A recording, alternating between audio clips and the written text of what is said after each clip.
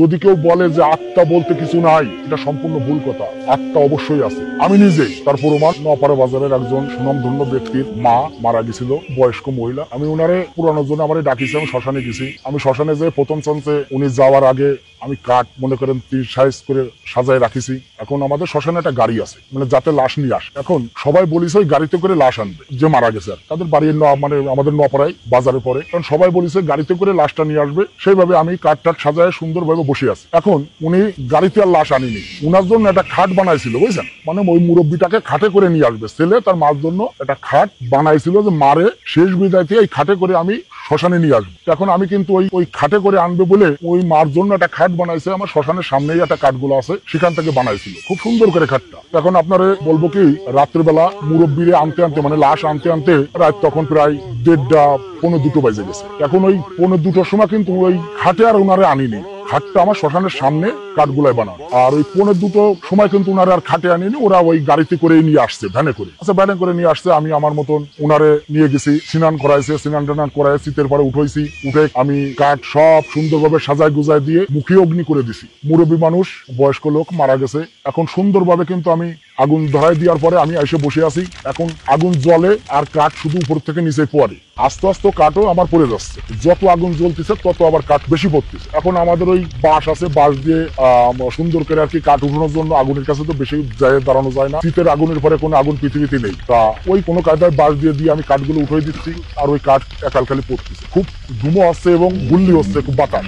যাই হোক, আমি দুর্বল না সুবল, আমার ধর্মের আমার ভগবানের নাম নিয়ে আমি ওই কাজগুলো করতেছি, সৎ কাজ করতে আইছি। আমি জানি যে আমি সৎ কাজ করতে আসছি, ভগবানের কাজ করতে আসছি, আমার ক্ষতি হবে না। যাক, আমার বাবা ভোলানাথের নামে আমি এই কাজগুলো বেশি করি। যাই হোক, এখন ওই কাঠ উঠাইতে উপরে যে কাঠগুলো ছিল প্রায় কাঠ কিন্তু পড়ে গেছে, পড়ে যে এক পর্যায়ে উনি কিন্তু আগলা হয়ে গেছে, কাঠ উপরে আর নাই, সরে গেছে। এখন যখন সরে গেছে, আগুন তো নিচে, কাঠের উপরে তার আগুন। তখন এবার আমি কিন্তু ওই কাঠ আবার সুন্দর করে উঠে দিতে ওই কিছু দিচ্ছি, আর দূরে এসে দাঁড়াচ্ছি, আগুনের তাপে দাঁড়াতে পারতেছি না। এই করতে করতে মনে করেন যে 3 ঘন্টা 3.5 ঘন্টা আমার ওই সময় লেগে গেছে।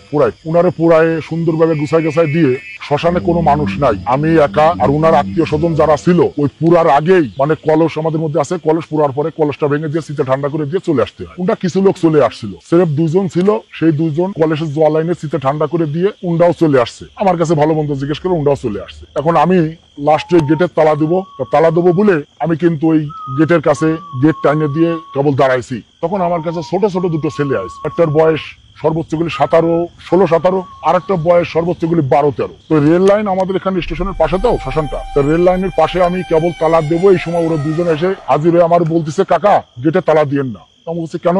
বলছে, কাকা আমাকে একটা জিনিসের দরকার, আমরা বহুক্ষণ সময় দাঁড়াই রয়েছি, আমার একটু দরকার। কি দরকার? বলতেছে, কাকা ওই যে কেবল যে কলসটা ভাঙিস, ওই কলসটা আমার খুব প্রয়োজন। আমি বললাম, কলস দিয়ে তুই কি করবি, আর এই রাত্রে তুই এখানে কেন আইসিস? তখন মনে করেন রাত বাজে 4:30 বাজে, তখন আসছে। তো আমি বলতেছি, তুই কলস দিয়ে কি করবি? তো বলতেছে কি, কলস আমার মা নিয়ে যেতে বলেছে। তো আমি বললাম, কলস তুই নিয়ে যাবি যা, কিন্তু আমি তোর এনে দিতে পারবো না, তোর কিন্তু নিয়ে আসতে হবে। তো বলে, হ্যাঁ কাকা আমরা নিয়ে আসতে পারবো। তো আমি বললাম যে তুই নিয়ে আসতে পারিস, তা যা। এই বলে আমি ওই গেটের কাছে দাঁড়াই আছি। এখন ওরা কিন্তু 2 জনের একজন চলে গেছে কলস আনতে। শীতের কাছে শীতে লিবে দেওয়ার পরে যদি কেউ না থাকে, ওই কলস আনাটা, দড়ি বাঁধা কলসটা আনা খুব কষ্টের বিষয়, এটা সাহসের বিষয়। কারণ যখন চলে আসা হয়, কোনো মানুষ থাকে না, তখন ওখানে অনেক সমস্যা দেখা দেয়। ভয়, মনে করেন আপনি একটা জিনিস আনতেছেন, আজগবি একটা শব্দ হলো, কথা বললো যে কি করতে আসছিস, কেন নিতে আসছিস, আপনার সাথে জিজ্ঞেস করতেছে, কিন্তু চারিদিকে দেখতেছেন আপনি কেউ নেই, এরকম কথাও হয়। তো যাই হোক, ওরা কিন্তু ওই কলসটা নিয়ে চলে আসলে আমার গেটের কাছে এসে কাছে, কাকা কলস আমি নিছি। তাহলে যা। কাকা আপনি বাড়ি যাবেন না? হ্যাঁ আমি যাবো। এবার আমি জিজ্ঞেস করতেছি, তোর বাড়ি কোনে? ওই ছোটটা বলতেছে, আমার বাড়ি শঙ্কর বাসা। আর বড় শঙ্কর বাসা চেনেন? এটা হচ্ছে নপাড়া পৌরসভার নদীর ওপার শঙ্কর বাসা। আরেকটা জিজ্ঞেস করলাম, তোর বাড়ি কোনে? তো বলছে, আমার বাড়ি গাজীপুর।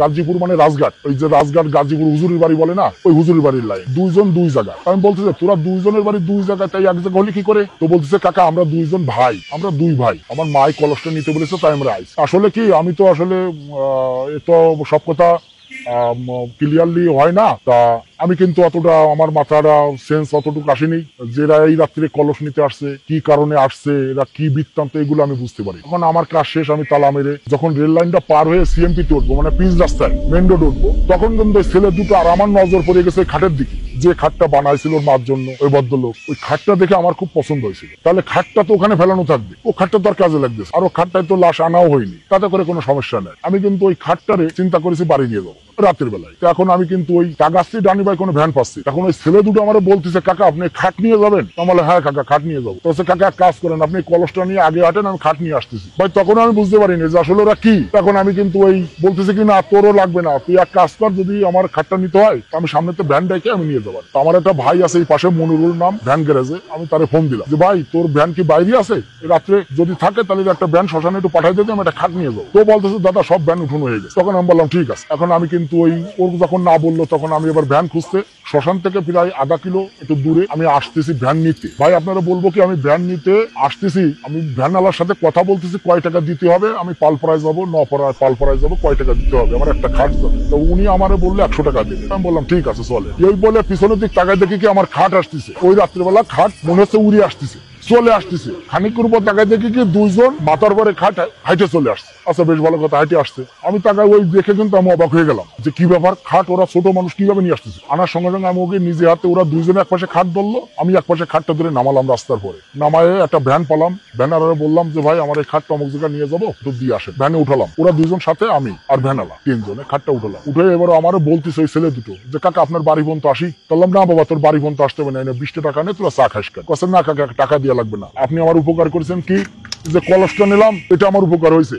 আর খাট আপনি যদি বলেন আপনার বাড়ি দিয়ে আসতে, আমি বাড়ি দিয়ে আসবো, আমরা আপনার বাড়ি যাই, চলেন কাকা। বললাম না বাবা তোদের কষ্ট করা লাগবে না। তখন ফট করে ছোট ছেলেটা আমার বলতেছে কাকা আপনার বাড়ি পালপাড়ায় না, আপনার বাড়ি তো বেশি দূরে না। তখন আমি আর কি ওই মানে আমি বললাম না যে সব কথা বলা যায় না, যেমন মনে করেন হাসপাতালের ডোমেরা কি করে, তাদের অনেক কিছু আছে সেন্সিটিভ কিন্তু মানিয়ে চলতে হয়। তাহলে এখন একটা মরা মানুষের শরীর আপনি বিচ্ছিন্ন করবেন, সুস্থ শরীর করবেন, নিশ্চয়ই কিছু অজ্ঞান সজ্ঞান কিছু থাকতে হয়। তো মনে করেন অতটা সেন্সিটিভ আমার ভিতরে ছিল না। আমি যখন খাট নিয়ে এবার ওদেরকে গরম দিলাম, গরম দিয়ে আমি কিন্তু ওদেরকে বিদায় দিয়ে ওরা চলে গেল, আমি দেখলাম চলে গেল। খাটটা আমার বাড়ির পাশে এক জায়গা থুয়ে দিলাম। কি আমার যে একটুখানি সিস্টেম অনুযায়ী শ্মশান থেকে কোনো জিনিস নিয়ে আসলে তারে একটু গঙ্গা জল, একটু আগরবাতি দিয়ে কিংবা একটু আগুনের সেকা টাকা দিয়ে ঘরে উঠানো যায়। আমি কিন্তু ওটা রাত্রিবেলা বাইরে থাকলো, সকালবেলা আমি কিন্তু ঘুমের থেকে যখন উঠেছি, উঠে ওই খাটে কিন্তু আমি আগুন দিছি, ধুইছি, ধুয়ে মুছে পরিষ্কার করে গঙ্গা জল দিয়ে সুন্দর করে আমি ঘরে নিয়ে গেছি। আমি ঘরে থুইছি, ওই খাটের পরে আমি আমার স্ত্রী শুইছি। এখন রাত্রিবেলা কিন্তু মনে করেন যে আমি মেলাঘাটে বেচা কেনা করতাম এক সময়। আমি এখান থেকে মনিরামপুর, সেখানে গেছি হচ্ছে চটপটির দোকানে জোন বিক্রি করতে। এখন ওখান থেকে রাত্রিবেলা আমি ফিরে আসতেছি, পরের দিন ফিরে আসতেছি রাত তখন বাজে 2টো। আমাদের এখান থেকে সরাডাঙ্গি বেশি দূরে না, 7-8 কিলো দূর। সরাডাঙ্গি ওখানে একটা গাছ আছে, সেখানেও একটু ভয় আছে। এখানে যারা নোয়াপাড়ায় বসবাস করে এরা চেনে, নাম বললে চেনবে, অনিল ঠাকুরের বাড়ি। তো ওখানে গেলে কিন্তু ওই আমি আসতেছি সাইকেল চালায়, ওখানে আসার সঙ্গে সঙ্গে কিন্তু আমার হঠাৎ সাইকেলের থেকে ধাক্কা দিয়ে ফেলা গেছে। আমার ধাক্কা দিল, আমি স্বয়ং বুঝলাম যে আমার কে ধাক্কা দিল। ধাক্কা দিলে আমি পড়ে গেলে কিন্তু সবসময় আমার কাছে লাইট, সঙ্গে সঙ্গে আমি কিন্তু সাইকেল পড়ে যাওয়ার সঙ্গে সঙ্গে আমি কিন্তু লাইটটা পকেটে বের করে আমি বুক পকেট থেকে একটা সিগারেট বের করে জ্বালাইছি। জ্বালায় কিন্তু আমি ওই উপরে বাদুর ডাকতেছে, গাছে চিউ চিউ করে ডাকতেছে। আমি কিন্তু ওখান থেকে আবার সাইকেলটা কুড়োই কাছায় নিয়ে সুন্দরভাবে সাইকেলটা চালাই আস্তে আস্তে আসতেছে। ভয় খানিকটা আমার লাগেছে। এবার মনের মধ্যে যত পথ আসতেছি দুঃখ করতেছে, মানে এতক্ষণ ভয় ছিল না, এখন শুধু ভয় পাচ্ছি, পরানের মধ্যে দাপাচ্ছে। যাক আমি কষ্ট মষ্টে আসলাম, এসে বাড়ি আমার স্ত্রীর ডাক দিলাম, দরজা খুললো, ঘরে গেলাম। ঘরে যাই দেখি যে আমার স্ত্রী মানে অজ্ঞান। দরজা খুললো আমার মেয়ে, আমার স্ত্রী অজ্ঞান। কি হচ্ছে যে গাছ নাড়া দিলাম, নাড়া দিলে উনি কিন্তু লাফাই ঠেলে উঠল। কি হয়েছে বলো যে আমার কিটা নিয়ে চলে যাচ্ছে, চালের পরে নিয়ে যাচ্ছে, কিটা উড়োই নিয়ে যাচ্ছে, খাটের পরে আমার কিটা আসার দিচ্ছে। আমি মনে মনে ভাবলাম হয়তো দেখা যায় সারাদিন কষ্ট মষ্ট করে ক্লান্ত শরীর ভুলবশত হতে পারে। আর আমারটাও মনে করলাম যে আমি হয়তো দেখা যাচ্ছে আচাক্কা কিছু হয়তো পড়েছে, ওটা আমার হতেই পারে। নর্মালি নিলাম, নর্মালি নিয়ে আমি আমার মতো চলতেছি, স্ত্রীর মতো চলতেছে। পরের দিন কিন্তু আমি যেখানে যাই আমার পাশ কিন্তু উনি থাকে। এটা আমি কিভাবে বুঝলাম আপনারা আমি পরে বলতেছি। এখন আমি কিন্তু যেখানে যাই আমার শরীর সবসময় গরম থাকে, আমার মনে হয় পিছনে হাঁটি আসতেছে, আমার কেউ দাবড়াচ্ছে, এরকম একটা ভাব, মানে ভিতরে একটা আতঙ্ক সৃষ্টি যারে বল। 2-3 দিন চলে গেলে ভাই আমার স্ত্রী হঠাৎ কিন্তু বুবা হয়ে গেল। বুবা, কথা বলতে পারতেছে না, হঠাৎ গাত পা ঘামায় টামায় বুবা হয়ে গেছে, কথা বলতে পারতেছে না, চোখ মুখ উল্টে গেছে। এর আগে আমার ঘরের চালের মধ্যে কিছু হাঁটতো না, ওই খাটটা নেওয়ার পরের থেকে আমার চালের মধ্যে মনে হয় কি কে হাঁটে যাচ্ছে, ভেঙে চুরে ফেলাচ্ছে, এরকম একটা সমস্যা। যাক আমি অতটা মালুম করিনি। এখন ওই আমার স্ত্রী যখন বুবা হয়ে গেল, সঙ্গে সঙ্গে আমার একটা গুরুদেব আছে, সে গুরুদেব হচ্ছে আমাদের এই নোয়াপাড়া পৌরসভার মহিষাটি ডিগ্রি কলেজের প্রফেসর, তার নাম হচ্ছে চন্দন প্রফেসর। চন্দন স্যার বললে সবাই তাকে চেনে, তার পায়ে হাজার প্রণাম। উনি একটু মার সাধনা করে, মার পূজা আশ্রা করে। আমি ওনার কাছে গেলাম, উনি প্রতি মঙ্গলবার একটু ভারে বসে। তা ওনার কাছে গেলাম, যাই আমি যখন ওনার বাড়ি মনে করেন অন্তত 50-55 জন লোক হয়েছে। এখন আমি কিন্তু ওই সবার আগে গেছি, যাই ওই মন্দিরের সামনে আমি সুন্দর করে আপনার পাটি বিছাইছি, সবকিছু করেছি, করে টেরে লোকজন গেছে, তাদের বসতে দিচ্ছি, আপ্যায়ন করেছি আমি সবার পিছনে। আমার ওই গুরুদেব উনি ওই মার পুজো দেওয়ার পরে বেরোয় এসে উনি বারবার আমার দিকে তাকাচ্ছে আর চোখ মোটা করতেছে, আর আমার শরীরের থেকে ভাই শুধু ঘাম বেরোচ্ছে। এমত অবস্থায় 20-22 জন লোক থাকতে সবাইরে বললো যে আপনারা সবাই সরে যান, লোকজনকে বললো আপনারা সবাই সরে যান। সবাই সরে গেল, ভয় পালো, সবাই সরে গেলে এবার আমার দিক তাকাচ্ছে। উনি আমার কাছে আসলো না, দূর থেকে দাঁড়ায় কাছে, তুই জায়গা দাঁড়া। আমি দাঁড়ালাম। উনি আমার বলতেছে তুই কি শ্মশানের থেকে খাটা নিছিস? ওই আমার গুরুদেব বলতেছে, উনি আমাকে জিজ্ঞেস করতেছে তুই কি শ্মশানের থেকে খাটা নিছিস? তাহলে খাটা নিছি আমি রাত্রে 3-4টে, উনি তো বাড়ি, তাহলে কি করে জানলো? যখনই আমার কাছে বলিস তুই খাট আনিছিস, তখনই আমি বললাম হ্যাঁ আমি খাট আনিছি। খাট আনিছিস, আইনে ঘরে উঠেছিস কেন? খাটের ঘরে শুয়েছিস তো তোর চালের মধ্যে দৌড়দৌড়ি করিনি? হ্যাঁ দাদা করেছি। বলো অমুক জায়গা তুই পড়ে গেছিলি? আমি বললাম হ্যাঁ দাদা পড়ে গেছি। আমি সব বলতেছি। বলতেছে এখন তোর পাঁচ তো আমার এই গেট পর্যন্ত আছে, তাহলে আমি কি করবো? তোর তো খোঁজ দিচ্ছে, সময় পালি খালি তুই বাইসে গেছিস যে তোর কাছে একটা তাবিজ আছে, তাবিজটার কারণে আর ছোটখাস করে সিগারেট জ্বালাইছিস, আগুন ছিল বিধায় বাইসে গেছিস। উনি আমাকে বললেন উদ্দেশ্য হচ্ছে ওনার কাছে যাওয়ার যে আমার স্ত্রী বুবা হয়ে গেছে, দাদা কি কারণে হয়েছে আপনি একটু দেখেন। এটা বলার উদ্দেশ্যের জন্য আমি গেছি, আমার এগুলো হচ্ছে এটার জন্য না। তখন কিন্তু ওই সবাইকে বিদায় দিয়ে উনি আমার যখন জিজ্ঞেস করতেছে তখন আমি ক্লিয়ারলি সব বলতেছি। বলার পরে এখন উনি আমার কিন্তু বলতেছে যে তোর পাঁচ এখানে আইছে, এখন আমার কিছু করার নেই, আয়ত্তের বাইরে। আমি তখন কান্দাকাটি করতেছি, দাদা আমি কি করবো, আমার ভুল হয়ে গেছে, আমি তো এরকম কোনোদিন করি না, আমি তো সৎ কাজ করে আসলেও কারো কাছ থেকে একটা টাকা নিতে চাইনি, যদি কেউ খুশি হয়ে দেয় তা নিই, নালে নিই না। তো এখন এই অবস্থায় দাদা আমি তো বড় বিপদে। তখন উনি আমার বললো কি